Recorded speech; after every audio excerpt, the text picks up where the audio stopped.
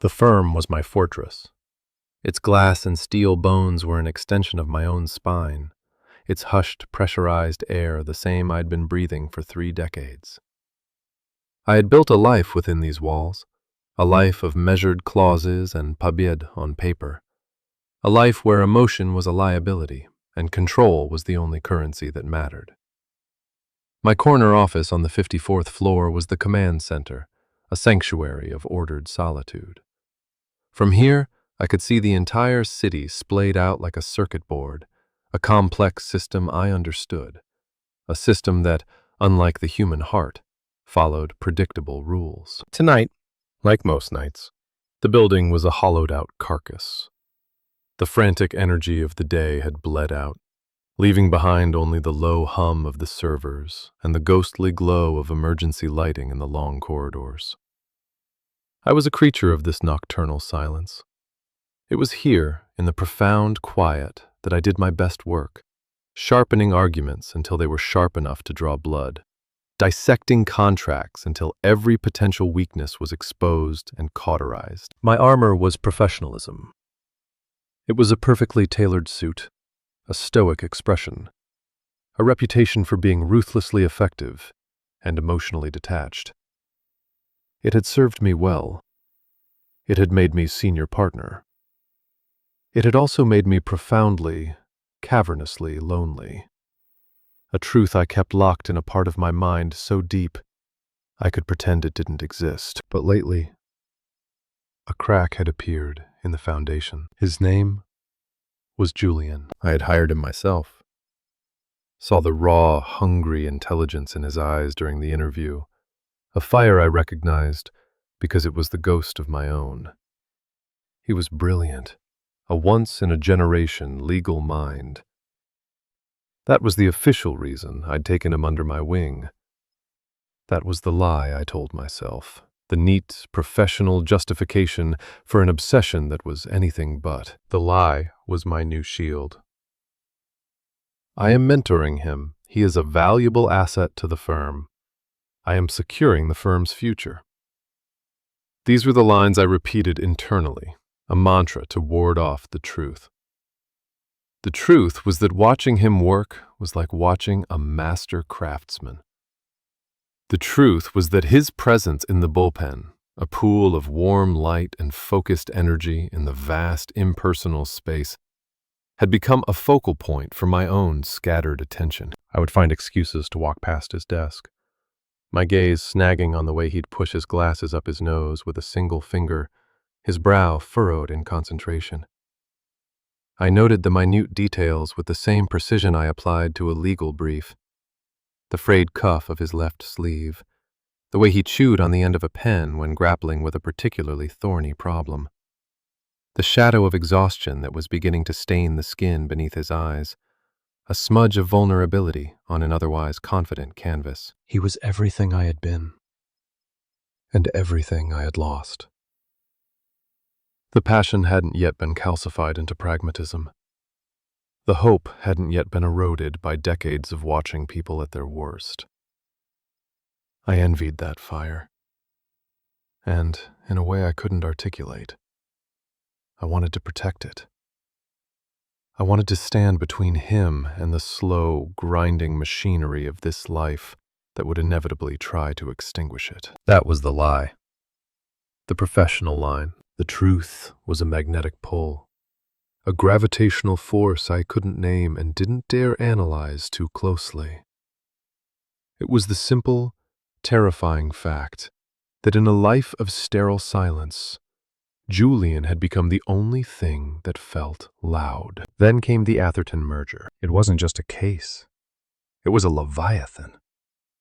A multi-billion-dollar deal so complex and hostile it would make or break careers. It would define the firm's entire year. It was my case, my responsibility. And it required a level of security and dedication that bordered on paranoia. I stood before the executive committee, my voice calm and measured, laying out the protocol.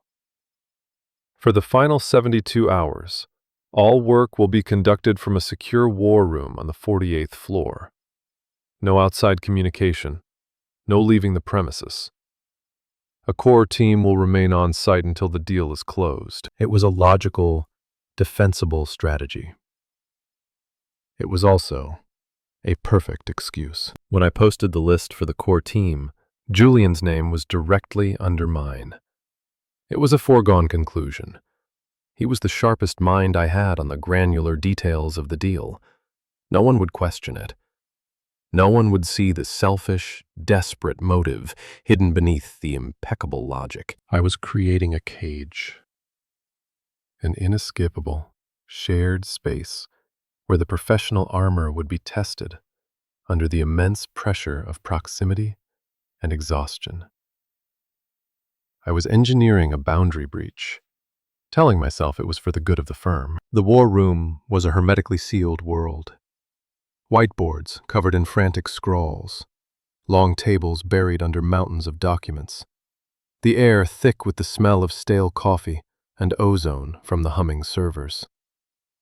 We were a small, sleepless tribe, bound together by a single, monolithic goal. The first 24 hours passed in a blur of conference calls, red-lined contracts, and adrenaline.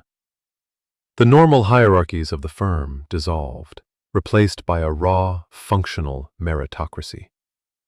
And Julian shone. He was a force of nature, anticipating opposing counsel's moves, finding loopholes no one else saw. I watched him, my pride a complex, painful thing. It was tangled up with a possessiveness that had no place. The first night, the pretense of order began to fray. I couldn't sleep. The firm's sleeping pods, sleek and sterile as cryo-chambers, felt claustrophobic.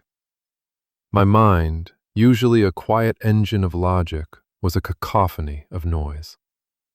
Every thought was a feedback loop that ended with him. I left the pod and walked. The office was an underwater kingdom, vast and silent.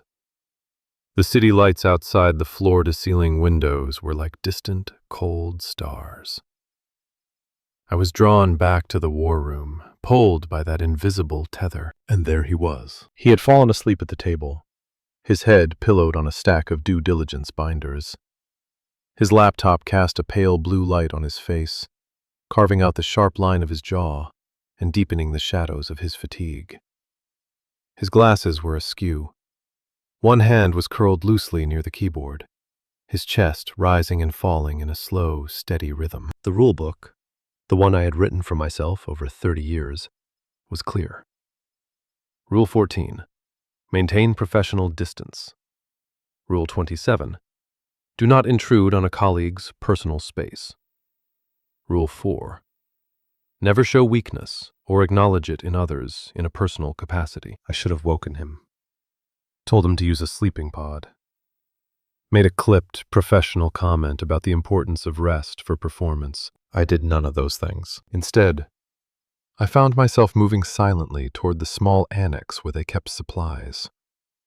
My hands, acting of their own accord, found one of the soft gray wool blankets stored for this very purpose. The fabric was cool and anonymous. Returning to the war room, I stood over him for a long moment, just watching him breathe. The air felt thick, heavy with unspoken things. He looked so young, vulnerable. The fierce intelligence banked, the fire temporarily sleeping. A wave of something fierce and protective washed over me, so potent it made me dizzy. It was an emotion I had no file for, no precedent. With painstaking slowness, I draped the blanket over his shoulders. My fingers brushed the collar of his shirt, the bare skin of his neck just above it. The contact was a spark, a tiny point of heat that seemed to radiate through my entire nervous system. His skin was warm. He stirred slightly in his sleep, a soft murmur escaping his lips, and settled deeper into the warmth. I pulled my hand back as if I'd touched a live wire. I didn't leave. I couldn't. I retreated to the far side of the room and just stood there in the shadows, a sentinel at an unassigned post, watching him sleep, guarding his rest. It was the first definitive violation of my own code, a small, quiet act of treason against the fortress I had so carefully constructed. And it felt less like a breach and more like a homecoming. The second day dawned without a sunrise, just a gradual brightening of the artificial lights. The war room had acquired its own unique atmosphere. It was a biosphere of stress, fueled by caffeine and sugar, scented with the faint metallic tang of sleep deprivation.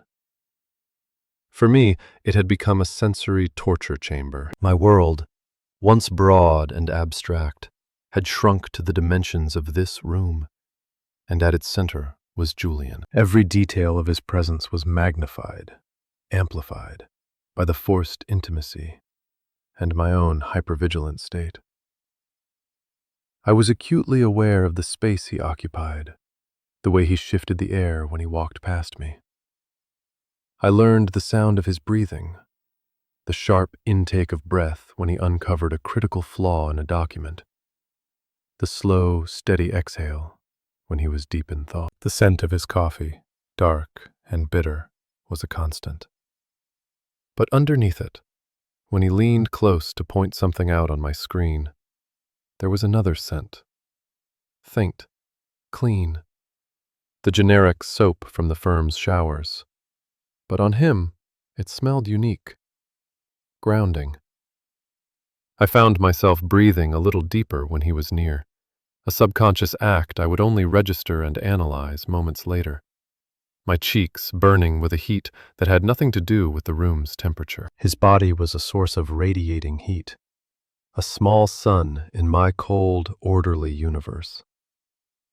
If he stood behind my chair to review a file, I could feel the warmth of his presence on my back, a pressure that wasn't physical, but was just as real. My own body would become rigid, every muscle tensed in a strange combination of defense and yearning. Focus on the text, focus on the clause. Do not think about the fact that his sleeve is brushing your shoulder. It was a losing battle. My analytical mind, my greatest weapon, had turned against me. It was now an instrument of exquisite self-torment, cataloging every micro-interaction, every fleeting sensory input, and filing it away under a heading I refused to name. The first accidental touch happened around midday. We were both reaching for the same freshly printed document as it slid out of the printer. A race against time, a shared urgency. Our hands collided. Not a brush, but a firm, clumsy impact.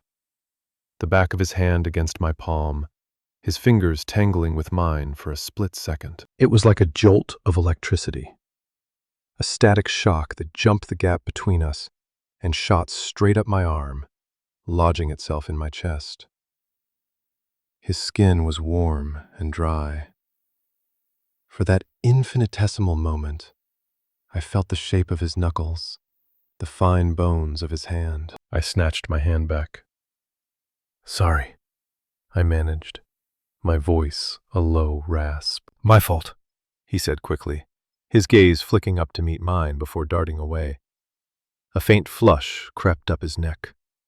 He grabbed the papers and retreated to his side of the table, his movements suddenly jerky, uncoordinated. My own hand felt like it was burning. I clenched it into a fist, digging my nails into my palm, trying to ground myself, to overwrite the sensation of his skin with a different, self-inflicted pain. My mind went into overdrive. It was an accident, a meaningless collision of two objects in space. It means nothing. But the frantic, pounding rhythm of my own heart told a different story. It was a physical force, undeniable. A reminder that my body had a will of its own, a will that was no longer subordinate to my intellect. Later that afternoon, another breach.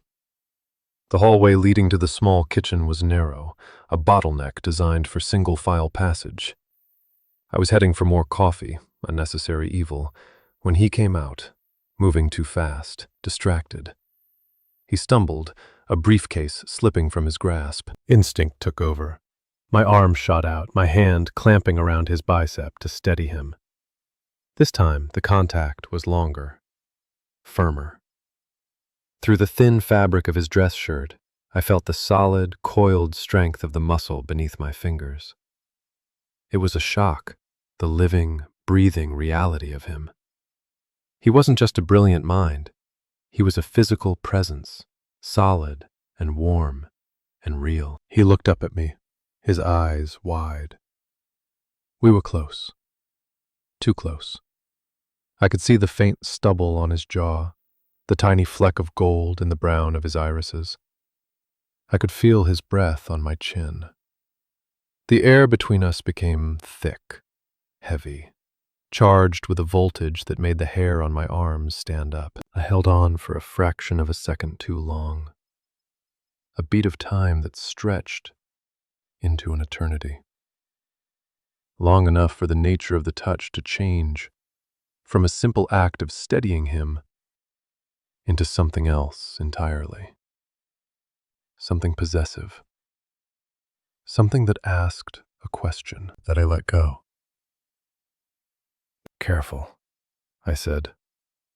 The word was gravelly, strained. He just nodded, his throat working as he swallowed. He didn't say thank you. He didn't say anything.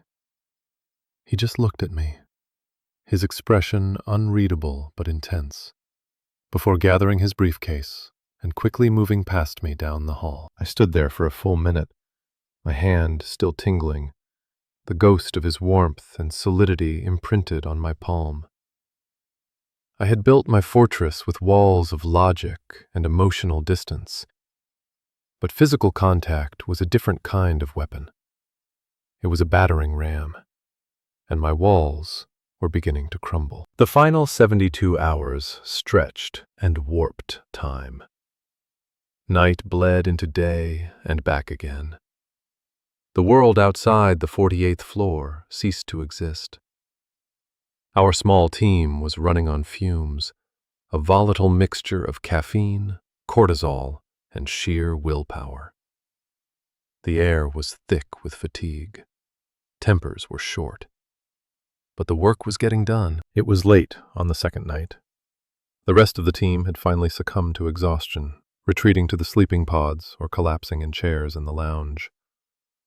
Only Julian and I remained at the main table, staring at the final, monstrous agreement.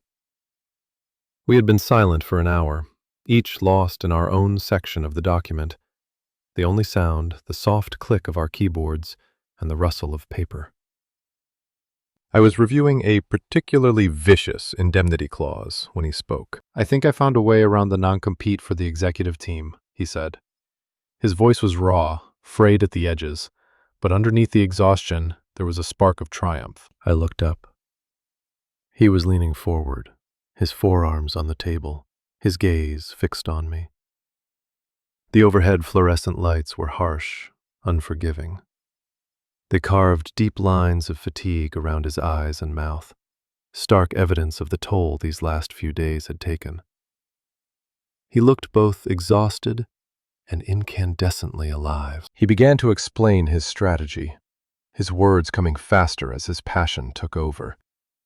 He was weaving a complex, elegant argument, dismantling the opposition's position piece by piece. It was brilliant. It was poetry. I wasn't just listening to the legal reasoning. I was mesmerized by the fire in his eyes, the energetic movement of his hands as he sketched out his logic in the air. And then he stopped. He had finished his explanation and was waiting for my verdict. He looked at me, and his eyes, his tired, intelligent, searching eyes, locked with mine. This was different from the fleeting glances in the hallway, different from the flustered look after our hands had touched. This was a direct, sustained connection.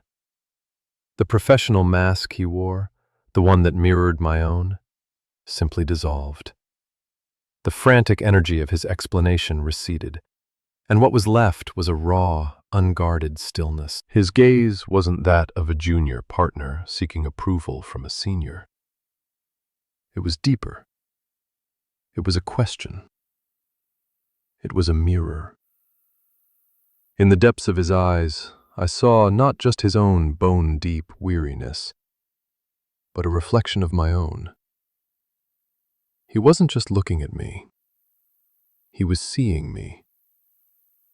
He saw past the impenetrable facade, past the title on the door, past the legend of Theodore, the legal titan. He saw the lonely man in the glass tower. You feel this too, don't you? The question was unspoken, but it hung in the air between us, as real and solid as the table that separated us. It was a look that acknowledged the shared confinement, the strange intimacy of our sleepless vigil. It was a look that said, "I see how you watch me. I see the cracks in your armor. Because I have them too." My own armor, so meticulously maintained for decades, felt suddenly like a cage of brittle glass. I felt exposed, stripped bare by nothing more than a look. The air in my lungs seized. My heart, that traitorous organ, began to hammer against my ribs, a frantic prisoner beating against the bars of its cage. I couldn't look away. I was caught in the gravitational pull of his gaze, held fast by a force I could no longer deny or rationalize. In that shared silence, the lie I had constructed, the lie of mentorship, of professional obligation, crumbled into dust. This was not about the law. This was not about the firm. This was about the profound, terrifying, and undeniable connection between two lonely souls in a quiet room, high above a sleeping city. I was the one who finally broke the gaze, dropping my eyes to the document on the table. The words were a meaningless jumble of black marks on a white page. My hands were trembling slightly. "It's a solid strategy," I said, my voice sounding hollow and distant to my own ears. "Draft the memo. We'll present it in the morning." It was a retreat, a desperate attempt to rebuild the wall, to reestablish the professional boundary he had so effortlessly breached. But it was too late. Something fundamental had shifted between us. He had seen me. And once seen, I could never be invisible again. The final night was a descent into a new level of exhaustion. The finish line was in sight, but the last few miles were proving to be a brutal uphill slog. The opposition had thrown a last-minute wrench into the works, a poison pill clause that threatened to derail everything. The war room was a hive of frantic, low-grade panic. I was on a conference call, my voice a mask of calm authority, while inside my thoughts were a tangled mess. My focus was fractured. A part of my brain was dissecting the legal threat, while the other, larger part was tracking Julian's every move. He was on the other side of the room, his back to me, speaking quietly but urgently into his own phone. I could see the tension in the set of his shoulders, the rigid line of his spine. When my call ended, I saw that his had too. But he didn't turn around. He didn't move. He just stood there, his free hand pressed against the cool glass of the window, staring out into the infinite blackness. Something was wrong. The professional protocol was to ignore it. We were all under pressure. Everyone was entitled to a moment. But the protector instinct, the one that had stirred when I'd covered him with the blanket, was now fully awake. It overrode everything else. I crossed the room, my footsteps silent on the thick carpet. As I drew closer, I could see it. A fine, almost imperceptible tremor running through his shoulders. He wasn't admiring the view. He was holding himself together. "Julian," I said softly. He didn't startle. It was as if he had been expecting me. He didn't turn, but his voice, when he spoke, was rough and strained. They want to pull out. Their primary investor is getting cold feet. We can manage that, I said, my voice automatically shifting into problem-solving mode. We build a firewall around the subsidiary assets, offer a preferred stock conversion. It's not just the deal, he cut me off. His voice was quieter now, and infinitely more fragile. It's everything. He finally turned from the window. The face he showed me was one I had never seen before. The confident, brilliant wunderkind was gone. In his place was a young man who looked lost, terrified, and utterly broken. His eyes were wide and swimming with an unshed desperation. The facade had not just cracked, it had shattered. My student loan deferment ends next month, he said, the words spilling out in a quiet, hurried rush, as if a dam had broken. The payments are more than my rent. My father had to take a second mortgage on his house to help me through law school. He thinks I'm a success. He let out a harsh, broken sound that was almost a laugh. My girlfriend, she left another message. She thinks I'm choosing this place over her. She doesn't understand that I don't have a choice. He looked down at his own hands, which were clenched into white-knuckled fists at his sides. I feel like I'm running on a treadmill in the dark, Theodore, and someone keeps turning up the speed. I'm so tired of running. I feel like I'm drowning. The confession hung in the air, raw and devastating. He had just handed me his vulnerability, a fragile, trembling thing. The sight of him so completely undone short-circuited every analytical process in my brain. The lawyer, the senior partner, the mentor, they all vanished. All that was left was the man. My own loneliness. The vast, silent continent I had inhabited for years suddenly felt less like a punishment and more like a shared territory. He was drowning, and I, who had spent a lifetime learning to float in an empty sea, knew the feeling intimately. I didn't offer legal advice. I didn't offer financial strategies or empty platitudes. The words didn't exist for what I was feeling. So I acted. I closed the small distance between us and placed my hand on the back of his neck. The contact was electric, but this time it wasn't a shock. It was a current, a flow of something warm and steady from me to him. His skin was cool and damp. I could feel the violent tension in the muscles there, the frantic pulse beating against my palm. His trembling worsened for a moment under my touch, before it began, slowly, to subside. My entire consciousness contracted to that single point of contact, my hand on his neck. My thumb found the rigid cord of a tendon and began to move in slow, deliberate circles. It was a gesture I hadn't made in years, an instinct I thought had atrophied from disuse. Soothe, ground, shield. The dynamic between us had irrevocably shifted. I was no longer the detached observer, the analytical mentor. I was his anchor, his protector. And in that moment, I realized with a terrifying clarity that this was what I had wanted all along. Not to admire his fire from a distance, but to be close enough to keep the wind from blowing it out. He didn't pull away. He didn't move at all. But I felt it. A subtle shift in his weight. A near imperceptible lean into my touch. A surrender. His head tipped forward slightly, giving my hand more complete access. A silent invitation. His breathing, which had been shallow and ragged, began to deepen, hitching slightly with every slow circle my thumb made against his skin. We stood there in the dark, silent lounge, two figures silhouetted against the glittering, indifferent city.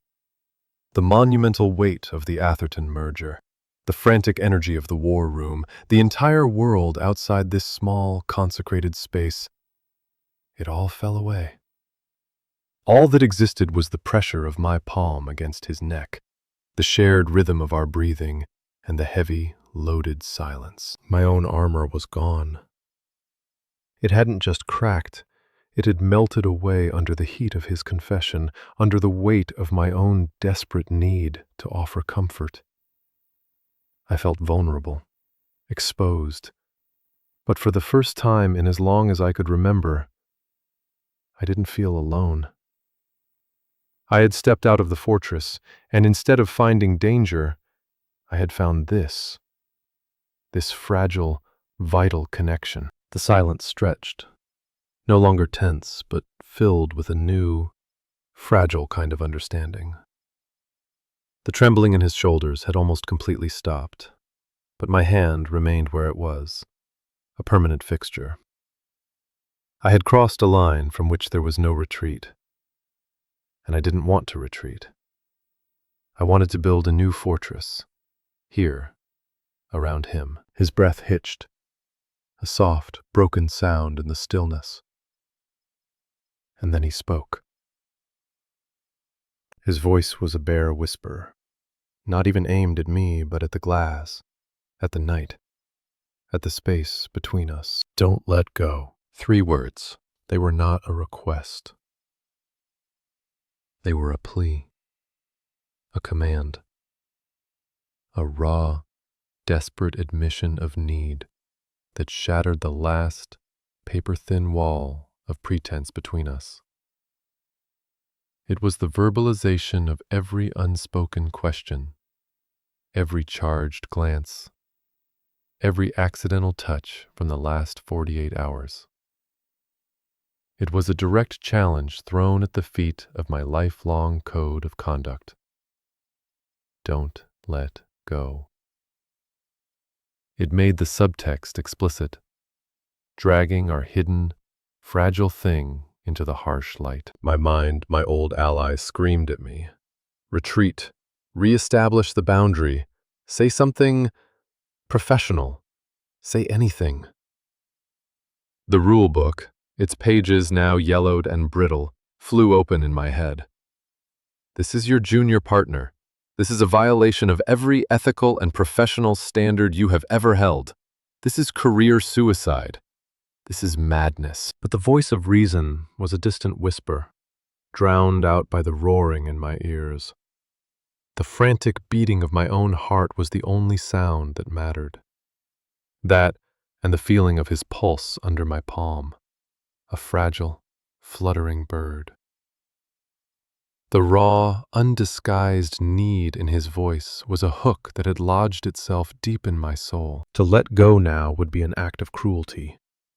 It would be a betrayal, not of the firm, but of him, of this moment, of the truth that had finally been spoken aloud. I made a conscious choice. It was the most terrifying and liberating choice of my entire life. I chose to abandon the rules. I chose to ignore the screaming alarms in my head. I chose to surrender to the gravitational pull I had been fighting for months. I didn't let go. My thumb, which had been moving in slow circles, stilled for a moment. Then, with deliberate pressure, I pressed my palm more firmly against his neck, a silent answer to his plea, a promise. I'm not going anywhere. He released a breath he seemed to have been holding for an eternity, a ragged, shuddering sigh of relief. The last of the tension drained out of him, and he sagged against my hand, a dead weight of pure exhaustion and trust. I had crossed the threshold. There was no map for this new territory, no precedent. All I knew was that for the first time I was not navigating it alone.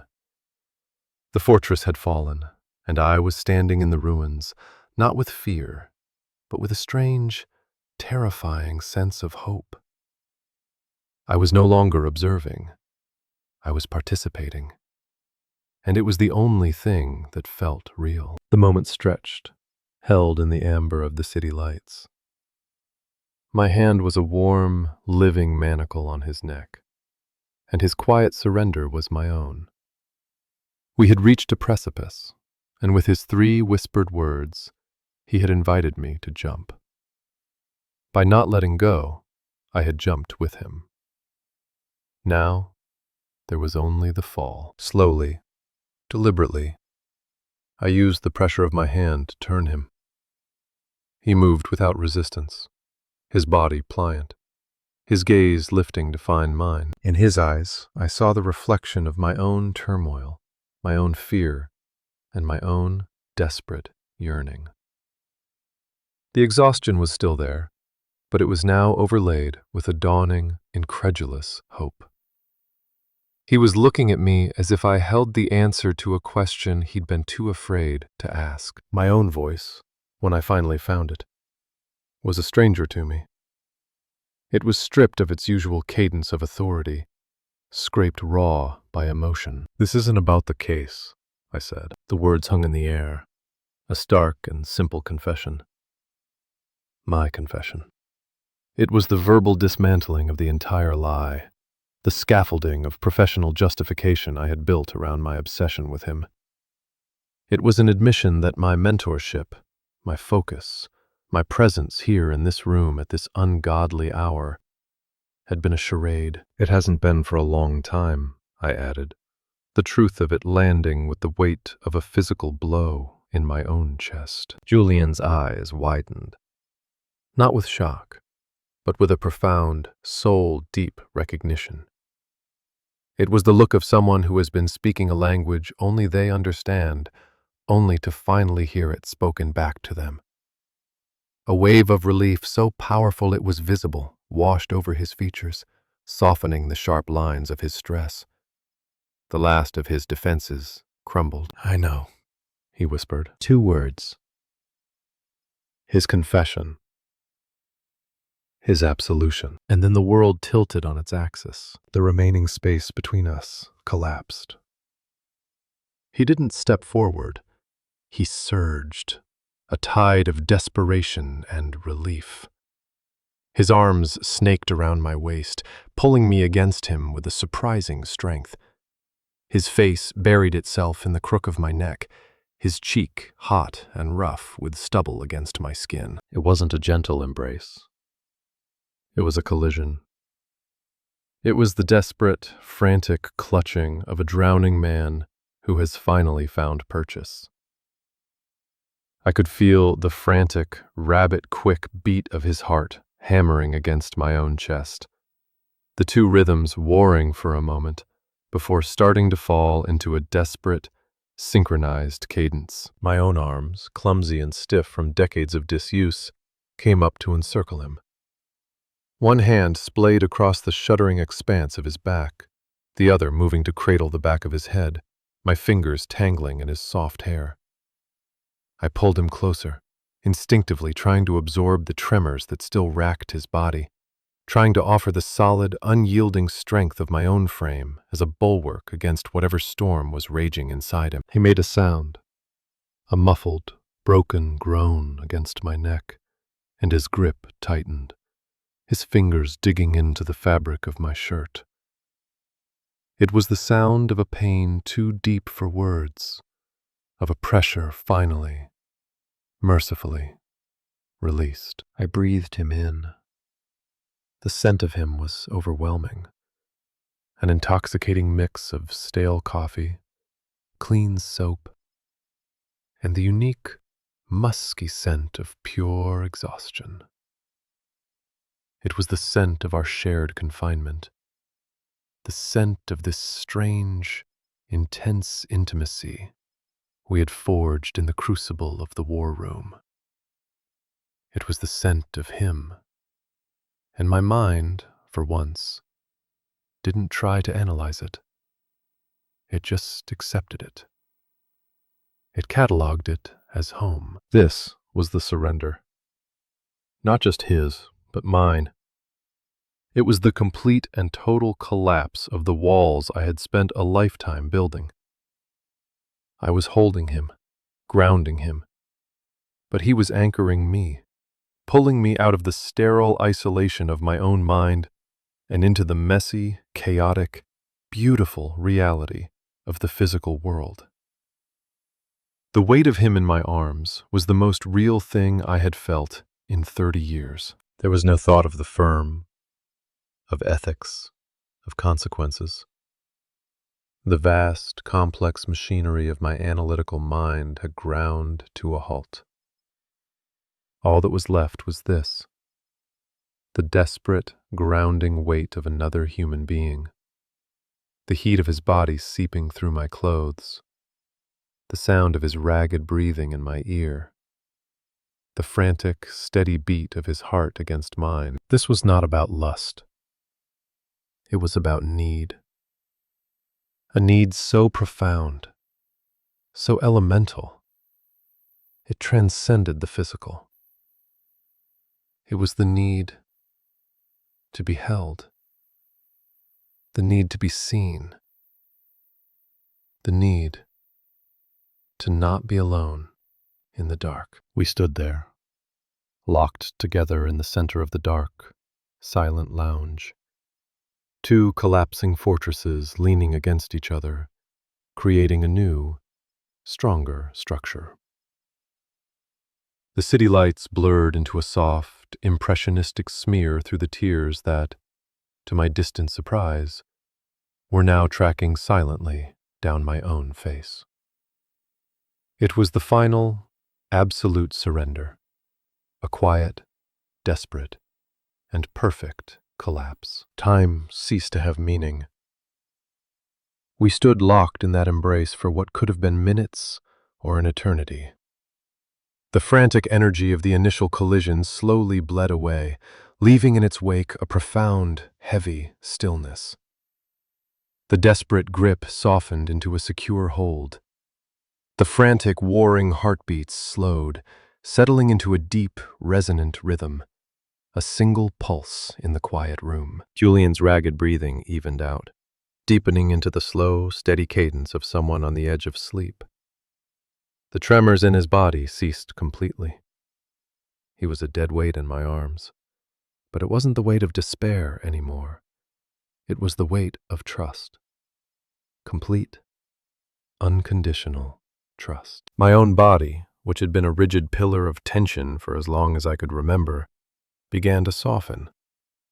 The knots in my shoulders, the tight clench of my jaw, the permanent brace in my core, it all began to release, melting away under the simple, profound reality of holding him.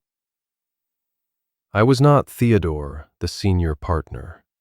He was not Julian, the junior associate. We were just two men, holding each other up in the dark. The silence in the room changed. It was no longer a tense, pressurized void, pregnant with unspoken things. It was a blanket, a soft, shared space of comfort and understanding. There were no words that needed to be said. The embrace had said everything. It had confessed, it had absolved, it had promised. Eventually, with a reluctance that felt like a physical pain, I knew we had to move. The first gray hints of dawn were beginning to dilute the blackness of the sky outside. The world, with its rules and consequences, would be waking up soon. I loosened my hold slightly, a silent question. He responded with a soft murmur against my neck, his grip on my waist tightening for a brief, protesting moment before he, too, relaxed. Slowly, we drew apart. But not completely. I kept my hands on his arms, unwilling to break the physical connection entirely.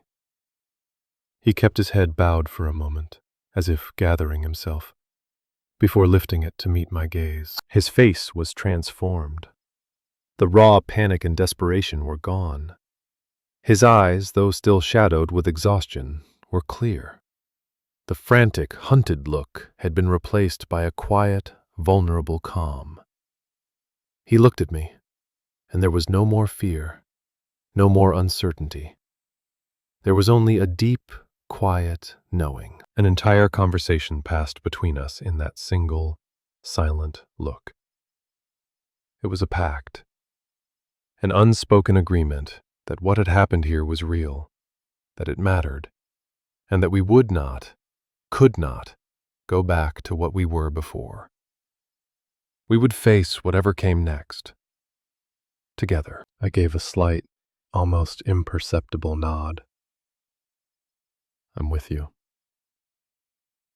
He mirrored the gesture, his eyes holding mine. I know. My hand slid from his arm down to his hand, my fingers lacing through his. It felt as natural as breathing.